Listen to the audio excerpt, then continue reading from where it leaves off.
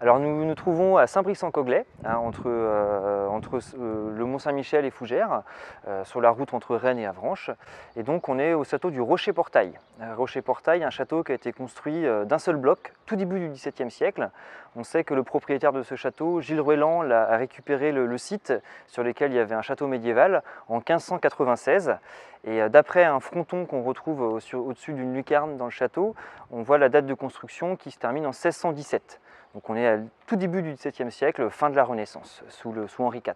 Alors le château, déjà je vais rappeler qu'il n'a jamais été ouvert au public, c'est la toute première fois. Pendant 400 ans, de 1617 jusqu'à 2016, il appartenait à des familles nobles. D'abord Gilles Ruelland, le constructeur, puis ensuite on a eu plusieurs familles. Il y a eu notamment la famille de Farcy, qui l'a gardé pendant très longtemps, jusqu'aux années 1860, où là c'est la famille de Boutray qui l'a racheté.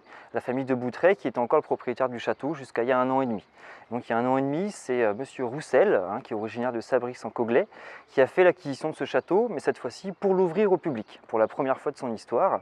Et donc nous voici maintenant dans la cour de ce château qui a été entièrement rénové. Il y a eu des très gros travaux de restauration qui ont été faits. Il y en aura d'autres, il y aura d'autres campagnes à venir. Mais déjà, on a une énorme partie du château qui peut être ouverte donc pour la première fois au public. Quand on passe à l'intérieur du château, on a une porte qui permet d'accéder à l'intérieur du jardin en enjambant une douve. Et cet accès permet d'arriver à l'ancien jardin seigneurial, qui actuellement est laissé en l'état puisqu'il y a des fouilles archéologiques qui ont lieu en ce moment.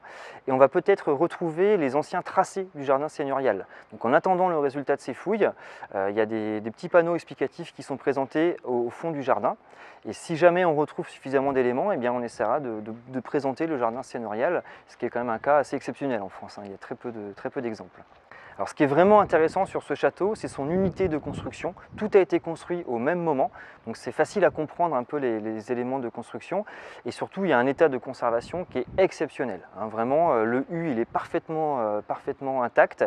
Et à l'intérieur, on a vraiment un mobilier qui est incroyable, puisqu'on va retrouver par exemple beaucoup de mobilier du XVe siècle, des meubles qui ont plus de 500 ans.